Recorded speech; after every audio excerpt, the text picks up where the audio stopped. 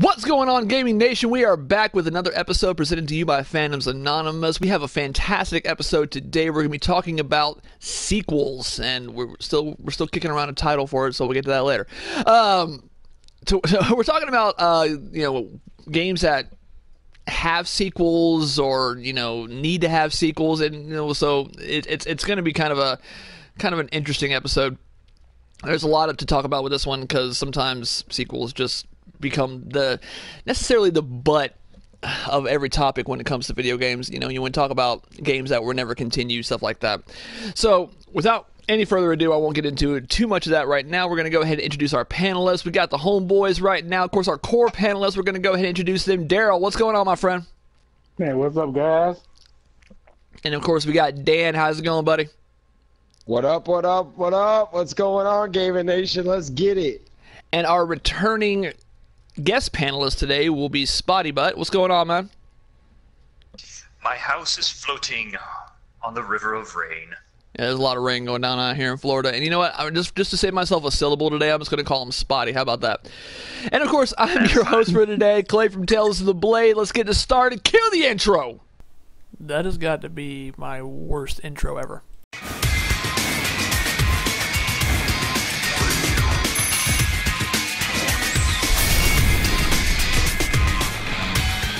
All right, everybody. So today, like I said before, we are talking about sequels, and we're going to be talking about several aspects of this. So to start us off, we're going to be talking about sequels and how long they take to come out. When it comes to certain games, we could end up waiting a year, like as is with certain Call of Duty titles, and of course several years when we're talking about I don't know, Bethesda, Rockstar.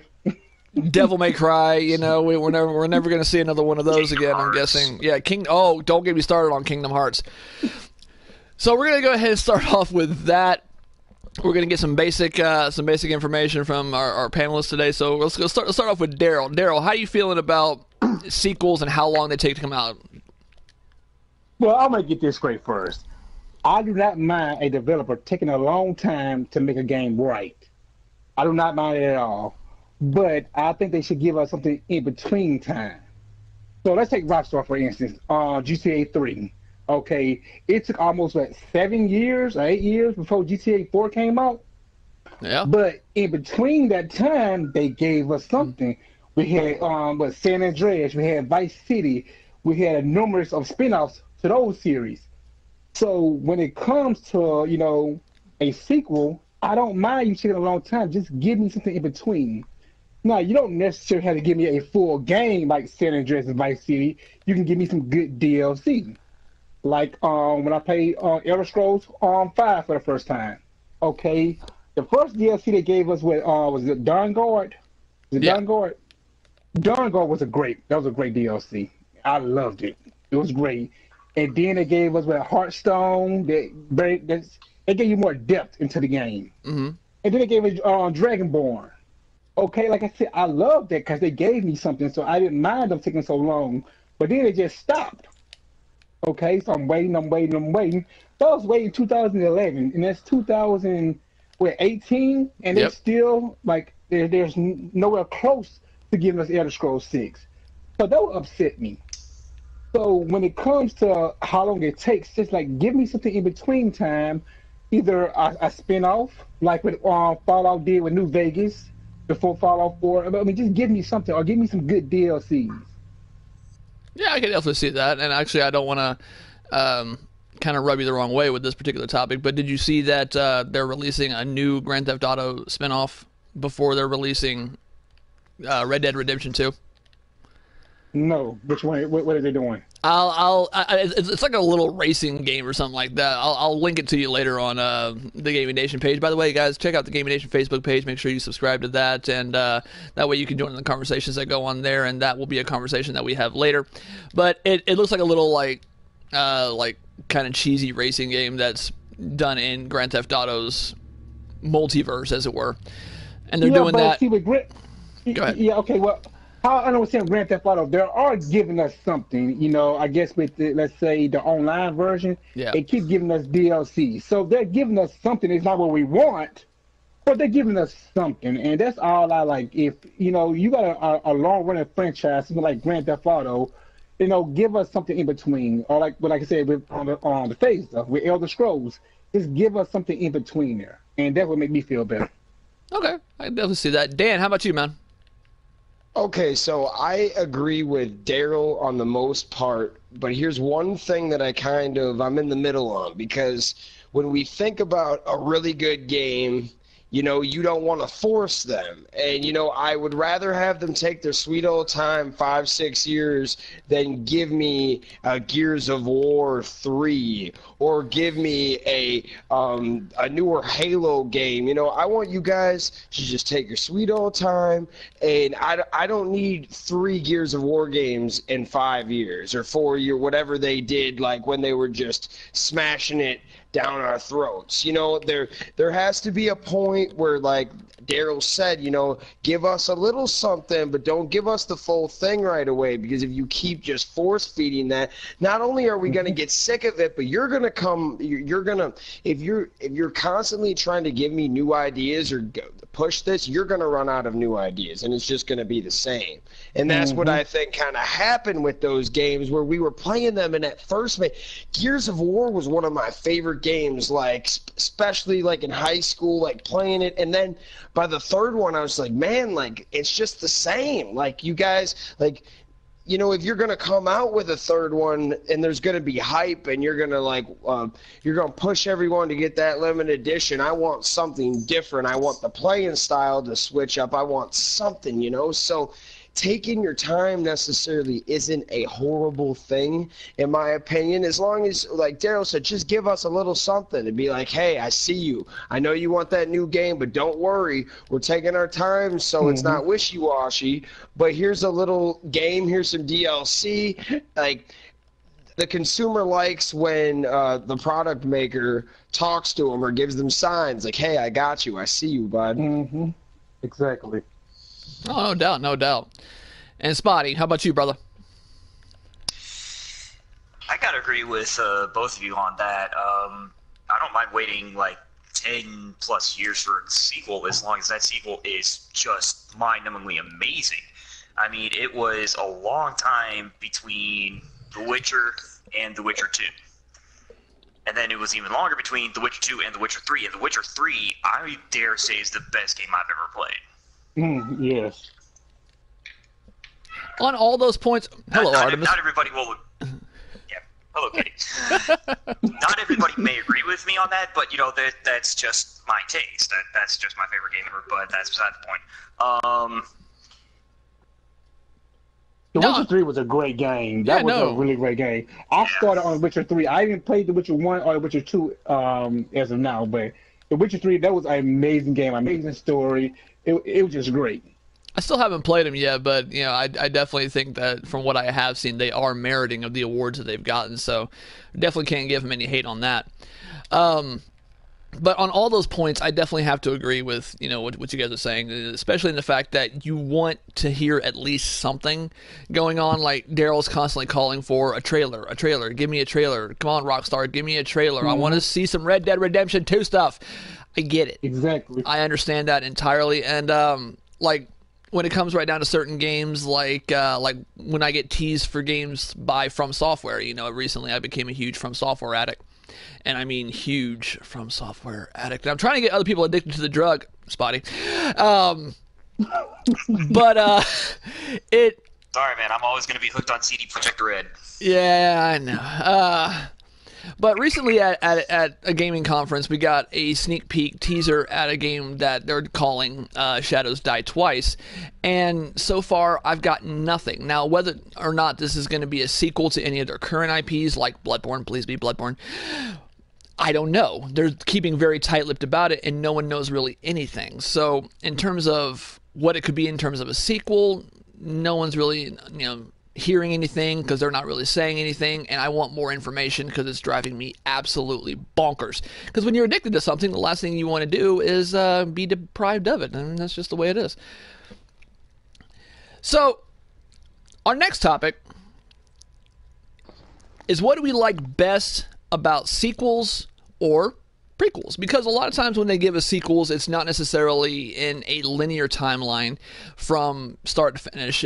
Sometimes they go backwards ahead of that. And case in point would be the Devil May Cry series. We started off with number 1, and then we got number 2, and then we got number 3, which happens before number 1, and then we got number 4, which happens between 1 and 2. So it goes 3, 1, 4, 2 in the timeline, and it's mind blowing. And then of course my favorite game series, Star Ocean, started off with number 1 and then went to 2, which is direct sequel to it, and then even 2 had a spinoff from that, which was Blue Sphere, but that never got released in America, which makes me angry.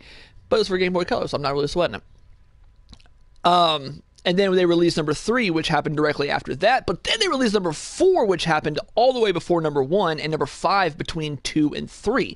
So it became this big timeline jump that they had to try to fill in certain parts of the story. They were going linear, and then suddenly they just threw a wrench in that and said, now we need to tell this and this. And I'm like, okay. I mean, they weren't bad games by any means. So it got wibbly wobbly, timey wimey. Yeah, it was more like a rug. Yeah, just kind of interwoven with all kinds of woe, and it was a little bit wonky. So we're gonna start with Dan on this one, man. What do you like best about prequels or even sequels in some cases? Okay, so what I like about sequels, prequels is they keep the story going. Sometimes there's just great games out there that we can't get enough, and the story is so good that there's almost characters, different smaller stories that could create a whole game, could create a whole different universe and world. And I love it. As long as they're done right, I think we can all agree, we're about quality content here. So if you rush it or give us something as just a cash cow, it's going to make money, but, we're just milking the product, we don't like that. But, man, there's so much you can do in the gaming world now. I mean, it's pretty cool to see what they can actually do from, tell me if I'm wrong, but wasn't Final Fantasy, all of those they have their own stories, correct? Like every single one of them, everything's not, Final Fantasy 3 doesn't go with Final Fantasy 7, correct? Oh, that's very correct. Actually, I didn't want to I just want to check my facts. So even in situations like that, I don't want to be the noob, but even in situations like that, there's new stories all the time. How are we going to spread them apart? How are we going to incorporate new characters? And that's really, I think prequels and sequels are great within the sense of we can still tap into the fan base, but we can give you something completely different, because not everyone might feel this game, but they might really feel this game. So I kind of like it. What do you guys think? Daryl? Well, I'm kind of so when it comes to prequels, because I don't like being spoiled. So let's just say if I know this is a prequel, so I know who's going to survive and who's going to live and something like that. So I don't like that in a sense. But I also like prequels, say if it's a good franchise going and I want to know the lore of the story. Mm-hmm. So it's good to give me the prequel so I can learn the lore. And then how Spidey was talking about, that next version got to be awesome. So let's just say if this is the third one and you're going to go back and give me some more lore, okay, make sure that fourth one is just amazing. But like I said, sometimes it gets crazy. Like the game you just talking about, this just gave me a headache. Just going back and forth here, it gets confusing, and sometimes I don't like that. Like focus on the next, the sequel. Focus on the sequel. Only time the prequel should come in if you want to your players to get more engaged into the lore of the story. Right. So, like I said, I'm kind of so. It just all depends on, I guess, the game. Okay, yeah, no doubt. I mean, that's absolutely a thing. Especially another one that I wanted to bring up real fast before we go to the next panelist is Soul Calibur. How many times they actually went from start to finish through their lineage. I think even 1 through 5 was pretty well a direct storyline, and then we're being teased now with number 6, and it's supposed to be a prequel to all of this. So, I mean, granted, that wouldn't be a bad thing, because all of us kind of wanted to see how Siegfried became Nightmare in a way, and what was the existence between Nightmare and Siegfried in that aspect.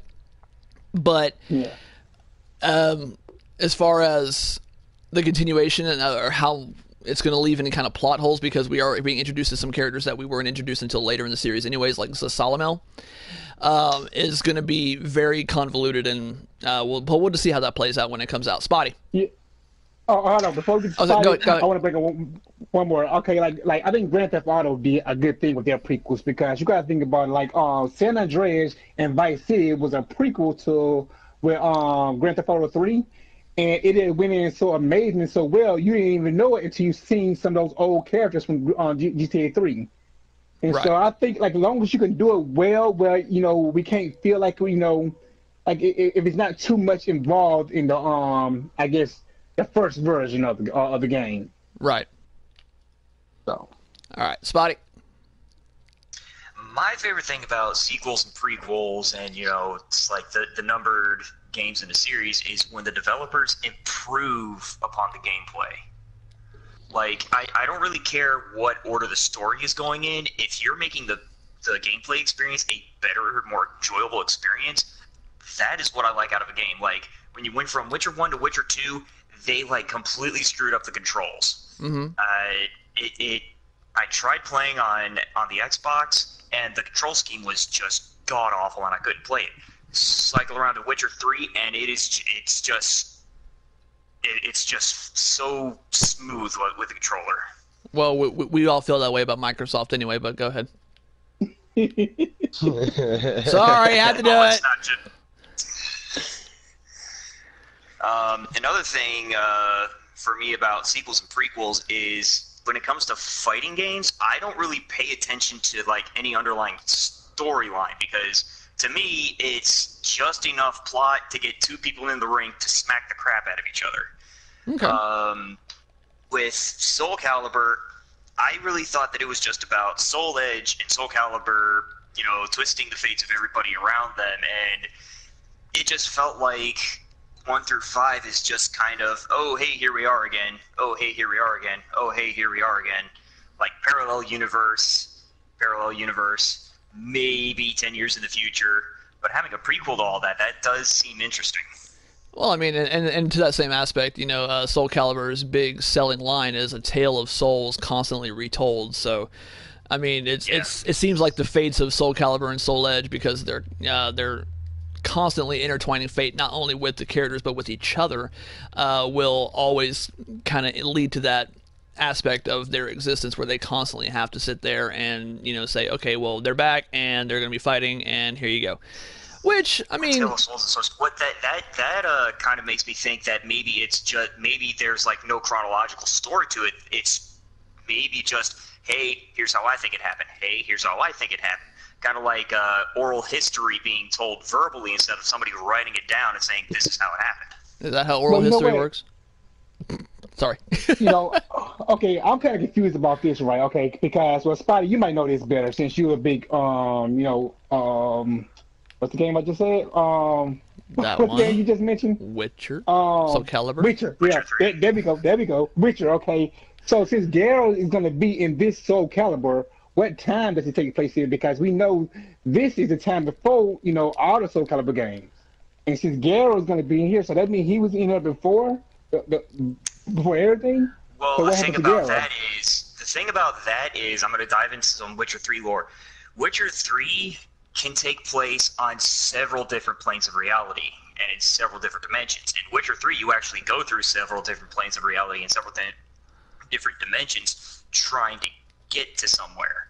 The thing about that is, in the Soul Calibur 6 trailer, Geralt says, it's crap like this is why I hate portals. Portals don't just take you somewhere, they can also take you somewhen. That's true. Okay. Because the world of The Witcher and then the world of Soul Calibur are two different worlds. But, you throw a portal in there, anything can happen. Yeah, okay. Also, when you think about it with guest characters, they're always just kind of in there just for the fact that they could throw in a guest character. Like when we had Soul Calibur 2 with Heihachi on one system, Link on one system, and Spawn on the other. which I was always very That was unhappy. awesome. That was pretty awesome. And it's the only time I could really give Microsoft any credit for anything, because the fact that Spawn was amazing and Heihachi was not. So I was very upset that we got a tech. Link was amazing. Link was great when he just jumped up on was somebody and just started smacking him on the butt with a sword. That was phenomenal. But Spotty, I'm glad you brought that up, because our next point actually dives into gameplay mechanics in sequels. And, sometimes they do change either for the better or sometimes for the worse. So since you did touch up on that, I'm going to let you elaborate a little bit more on how you feel overall about mechanic changes from one game series to another. All right, and a mechanic that I like is when you go through the Witcher series and the gameplay just gets better. The controller layout was just beautiful. Another gameplay improvement that I felt was made a detriment that was made in the Assassin's Creed series was when they went from Soul Calibur, Assassin's Creed 4 to Assassin's Creed Liberty, and they just completely changed the combat mechanic. They just turned it inside out, turned it on its head, just completely whipped it around inside out. And I did not enjoy it. I couldn't play it because they just completely rearranged everything, and I just couldn't. Cue around to Assassin's Creed Origins, and they gave it the same button layout as For Honor, but it was still the counter system from Assassin's Creed. Mm-hmm. Another thing I'm going to touch up on is the gameplay is the same, but the underlying statistics are different. Destiny and Destiny 2. Okay, yeah. Yeah, Destiny, you had this big expansive tree. You could go in through and select the layout or the loadout that specifically fits your playstyle, whereas Destiny 2, you can pick option A or option B. You didn't get C through D. Right. No, I mean, I can definitely see that, and I agree with you on several aspects of that. I have one question. Assassin's Creed Liberty? Liberation. Okay, so the one for the PS Revolution. Vita. Revolution, that's what I meant. They're I'm not as well versed in Assassin's Creed as you are, dude. Yeah, okay. So we'll just skip all that. Because you mentioned Liberty, and that was the one for the PS Vita with Aveline, and that played more like Assassin's Creed 3 than anything. But the Revolution, that wasn't even a thing. But all right, I mean, there was Unity, and we don't talk about Unity, although that's the one I meant. Unity, I did yeah. enjoy Unity, but yeah, hey.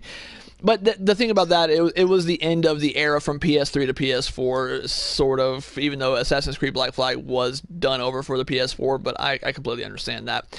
Daryl, man, how about you, man? Gameplay mechanics changing from sequel to sequel, or even from sequel to prequel? Well, it's like this. When you want to change something like that, it's going to be a hit or a miss. Mm-hmm. Okay? So if it's going to be a hit, I mean, go for it. But, sometimes I'm a strong believer if it's not broke, don't fix it. Right. So let's think about with God of War. Okay, now we know the old God of War style was, the beat 'em up style. Mm-hmm. I love that gameplay. I love that style. Now that they're changing the mechanics up, I was like, I don't know about this, but it looks like games I played before. Now I can understand since it's been so long, here in a new a new time, a new place, mm-hmm. a new location, and it's different kind of Kratos. I can understand changing it, but I feel like if it's not broke, don't fix it. But there are games that does it perfect. Like let's talk about Mario. We used to a side-scrolling Mario, and then they hit us with a 3D Mario, and it was great. And then they hit us with a side-scrolling Mario again. Now it's another 3D Mario. So if you can do it and get away with it, I'm all for it. But I would rather for it to stay the same. Like, if it's good, I would rather for it to stay the same. But if they can change it, go for it. Okay. Now, and I'm glad you brought up the Mario aspect, because there is a lot of heated controversy from the 2D to 3D world in terms of certain games, sequels, and the series that they represent. Like Castlevania, when it tried to go from a 2D side scroller to a 3D game, which happened during the N64 days, incidentally. It didn't go over too well, In fact, the N64 game was extremely buggy. It was very, very lackluster in its delivery, even though it was exciting concept to have, this Castlevania that we're so used to being such a difficult series of games, suddenly go to a 3D world, which is going to make it even more crazy. And it just wasn't well received. And then Pac-Man. Yeah, and then it goes. When you I don't know what's going on. Talk about games that the way it was. No, that's like Sonic as well. Talk about games that go from 2D to 3D and just become a wicked mess. Exactly. But then they go the route of Castlevania Symphony of the Night. It comes along and creates this mandate for Castlevania games that it has to be this RPG-esque style gameplay, which they kind of got with one of the earlier titles. I think it was number 2. And then they go back to 3D eventually in the form of Castlevania Lords of Shadow, which just got destroyed, going back to the concept of sequels that we never see, which is really sad.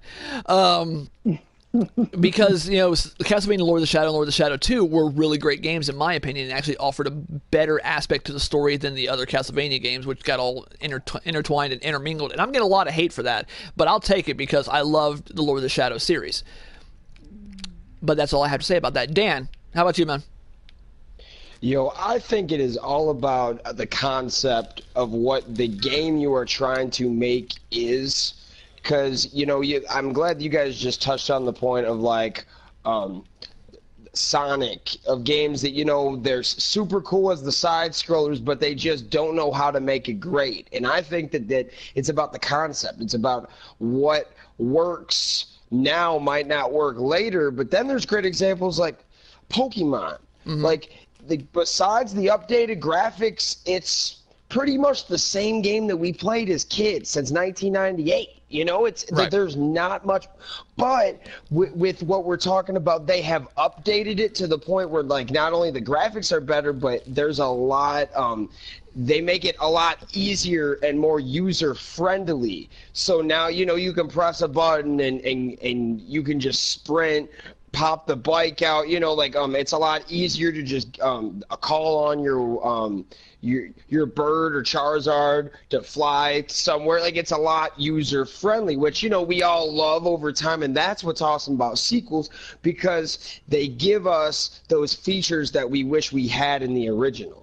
So definitely I love the upgrades of prequels, sequels. But it does depend on what the concept is, for sure. Because if the concept is only going to fit this certain style, then you keep it that way, and people will still play it, or, it's going to fizzle out, but at least I'd rather be remembered of having that great game than be the guy that I fizzled out Sonic because I made too many games that didn't fit his concept.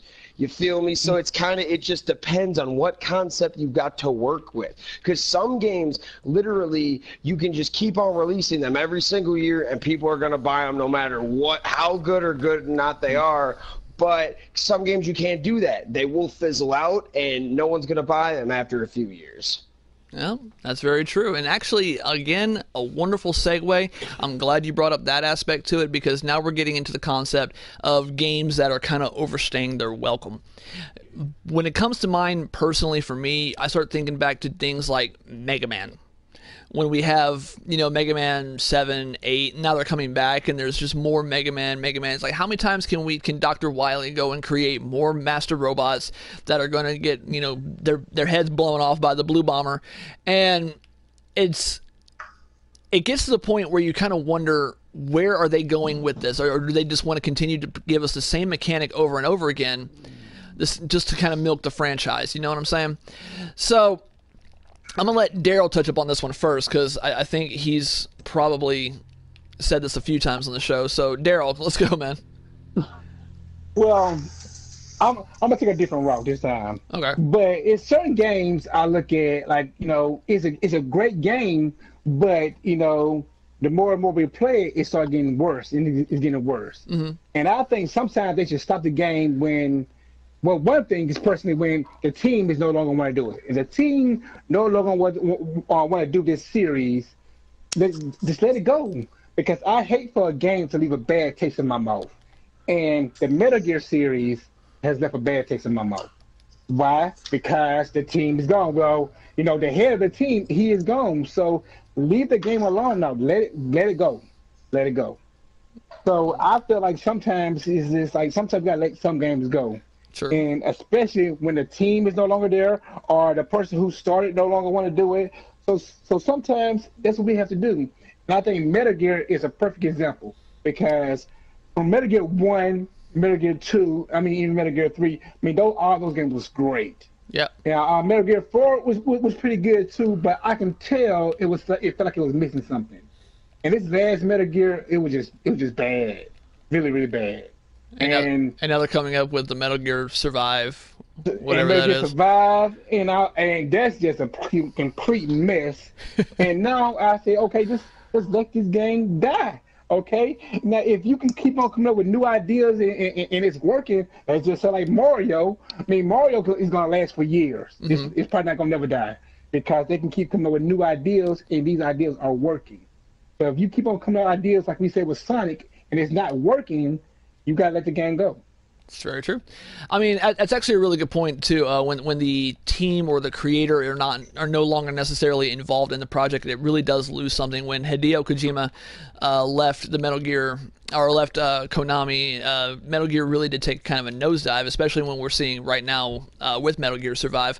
Another aspect, not necessarily of him leaving the project, but him going to work on another project, so he kind of left it in the hands of the creative team that worked on the first project. I'm talking about Hidetaka Miyazaki, who was responsible for Dark Souls 1, went off to work on Bloodborne, leaving the creative aspect to the creative team who did Dark Souls 1 to do Dark Souls 2, and that's a lot of reasons why Dark Souls 2 is not as well received as Dark Souls 1 and Dark Souls 3. Because the fact that Miyazaki didn't really have his hands in it. And that's why Bloodborne was such an absolute masterpiece, because he did. This guy's brilliant. Another thing you kind of got to take into consideration with this is when... what's a really good reference? Actually, I'll go to Aaron Hansen's reference on Sequelitis. I'm not stealing that. I'm really not. When he was talking about how you can sit here and chomp down on a snack food because they're made to be addictive, they're made to be mass produced, and the same can be said of sequels that continue to happen just as a way to kind of pump out that particular game franchise. Like, I could even go to say Call of Duty. I know a lot of Call of Duty fans would probably disagree, but when you're on kind of the fandom side of it, it's hard to take a step back and take a subjective view to it. I'm guilty of this in a lot of aspects, but to this particular point, Call of Duty is one of those games that they continuously pump out that feels like a snack food. It's just meant to be pumped out and be addictive, whereas a game that came out and was a one-hit wonder, and it was a beautiful game, which I'm unfortunately probably going to see with Bloodborne, please.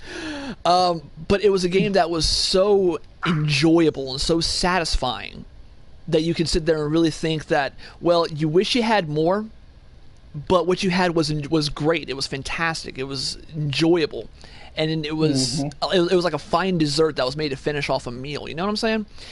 And it was something that you can sit back and just really enjoy in that aspect. And that's a lot of how I feel about some of that aspect. Dan. Okay, so I'm glad you brought up Call of Duty. I'm definitely not gonna I'm not gonna go against any of our crazy Call of Duty gamers and say they need to stop making that. But there's a point where, I'm a sports gamer. I love me some sports games, and there's one game in particular that has lost its competitiveness because there is no competition, and that is Madden football. Okay. So if you guys know, EA is the exclusive maker of any NFL game, and all they do is Madden these days. There's no street no more. There's no nothing, and because of it, they don't do anything. It's just the same game every single year. Every year or two they rip off a few ideas from the 2K basketball game and throw it in their game. I've played it every single year, and this is a game where they need to quit for a few years, let someone else get the license. It's consistently the same thing, and every year it's just a 7. It's like, man, but with 2K basketball, this game changes every single year. Like I was telling you guys, it's like an open world, like a GTA. In for a basketball game, you can go to the barbershop. I can go get tattoos. I can go to the park and play with my friends online. It's fun. Every single year they're updating this game for EA. They're just complacent, and in my mind, it's innovate or die. And Right. They're not doing anything to innovate because they don't have the competition.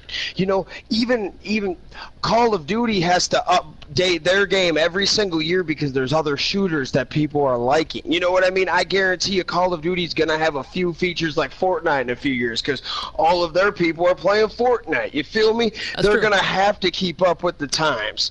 Madden doesn't have to do anything, and it's starting to really make me go nuts because you guys are just too complacent. Do something about it, man. And that's how I feel. True that. All right, Spotty, how about you, man? Piggybacking off of that, it's not just Madden, but it's also NFL, not just NFL, but it's NHL, NBA, MLB. Every single year we get insert game version here of the same sports game every single year, and I'm tired of this. Okay. But that's how I feel about all these sports games. I mean, it's just cookie cutter. They just release a new one every year because, oh, hey, the names on the roster changed. But I don't think they're making any improvements on the gameplay or anything like that. I'd say the franchise that has ended at just the right spot was the Witcher series. Right, yeah. Wait. The Witcher in? That's it? We don't get no more Witcher? Nope. CD Projekt Red is now moving on to their Cyberpunk game. Oh, man. Aww. You sound so sad, bud. We want more Geralt. We want to go on series adventures. We want more Witcher titles, but We want more unicorn I gotta encounters.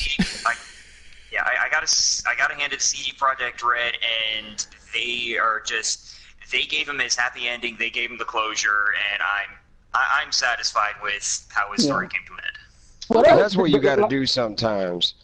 Yeah, like he said, that was a great game to end it on. I mean, when you end a game where people want more, that's a great way to end your game. So I agree with you on that. No, that's absolutely a really great way to close that out. Actually, when you talk about, again, games that were meant to bring a franchise to a head, that were meant to give you something to chew on, and just generally be an enjoyable situation that you could see your favorite characters go to at some point, at some aspect, instead of carrying it on and trying to dry it out just because you wanted to milk the franchise like Skyrim. But Skyrim! But on that note, we are going to end the show here. I want to thank you guys so much for listening today. As always, at the end of the show, we do our coming up segment, talking about various games and DLC that are making their way. So, Daryl, what's your coming up pick for this week, my friend? Well, I don't know if you guys know this. I know I mentioned it before, but I like survival games. I love survival games. The thing I don't like about survival games is they always start in early access, and they seem like they can't come out of early access. But with that being said, I'm looking at Conan Exile. Man, this game looks fun. It kind of like Ark Survive a little bit, but to me, I mean, it looks like really, really good. So I'm thinking about picking this game up. It comes out May 8th, I think. Okay. We'll definitely check that out. Daryl, how about you? Dan? Dan, how about you? Yo, so it's pretty crazy, but we saw this trailer at E3 last year, which kind of brought us all together, ironically. Detroit Become Human. This game is coming out May 25th, and I'm actually super excited to play this game. It looks very, very cool, especially with the if you guys have not checked it out, go check out the trailer to this, especially to all the listeners, fans. It is pretty sick, especially with everything going on like in the country and everything. It was a cool little it was a cool little story that I think you guys are going to get into and you're going to like. The gameplay looks good. I guess we're going to find out very soon if it's as good as it looks, but I'm excited for it. Okay, absolutely. Sure, my friend. Audience, this is our another guest, kind of a surprise guest. This is Brocephius. Go ahead, my friend. Well, it's not really a game, but it's Share Factory. Go to Share Factory to edit all your stuff and make your own intros and stuff. And if you go to my YouTube channel, you would see how to make like all kinds of cool intros. Like, for example, colors changing in your intros. Like I made a solar eclipse one, and it would change color and rotate around. It was pretty awesome, and yeah. Very cool, man. Very cool. And Spotty, how about you, man? I'm looking forward to the next season of Star Trek Online. We just did one of our feature episodes, and the Jem'Hadar are coming back through the wormhole, and everything's going down, and it's going to be awesome. It's going to be bloody. It's going to be chaotic, and I love it. Wait, did you say it's going to be bloody like periods? Whoa. All right, and of course, my pick for this week is going to be, incidentally, our next show, which is going to be God of War. It is coming up. I'm going to go ahead and take this one as my coming up because of the fact that it comes out this coming week. Very excited about it. I'm sure a lot of you guys are as well, and we will be doing a review of it on the next episode of Gaming Nation. Again, I want to thank you guys so much. That's going to do it for our show today. Daryl, where can we find you, my friend? You can find me on the Gamer Nation YouTube channel, the Gamer Nation Facebook page, and you can find me on our Fandoms page. That's right. That's right. Dan, how about you, man? Yo, you can find me on YouTube and Facebook at the Fan Club TFC563. Also, make sure you check us out at the Gaming Nation page on Facebook. Absolutely, absolutely. Spotty Butt. You can find me on Tales of the Blade on YouTube and on Facebook. Basically, wherever you find Clay, you can find me. Absolutely. And, of course, I'm Clay from Tales of the Blade. You can find me on Gaming Nation Fandoms Anonymous Facebook page. And, of course, the Tales of the Blade Facebook page and YouTube page. And you know what, Brocephius? Go ahead and plug yourself, man. Where's your YouTube channel at? Brocephius or Anthony. BROSEPHIOUSORANTHONY. There you go, man. And, of course, if you didn't know who... Go ahead. Oh, and it should pop up a Fortnite thing because my old account, it was my mom's account, which I didn't know, so I just made a new account, and that is my this account, and it should show the John Wick Reaper, and go sub to there, and yeah. There you go. And, of course, if you didn't know who we are Fandoms Anonymous. That's FANDOMSANONYMOUS. We're all over social media right now. You can check us out on Twitter, Instagram, Facebook, and just about everywhere else. So thank you guys so much for joining us today. And as always, if there's anything else, thanks for listening, and have a good one. Wait, why did nobody talk about Spyro?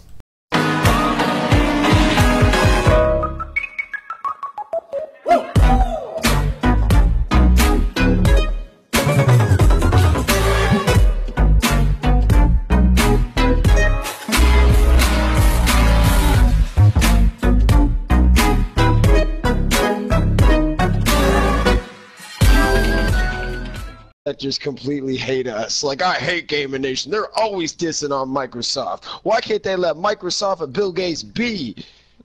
So Chris Crocker watches our show? Leave Microsoft alone! But they did. They Sure if I ruined should be Halo. flattered or disgusted by that. I'd be disgusted.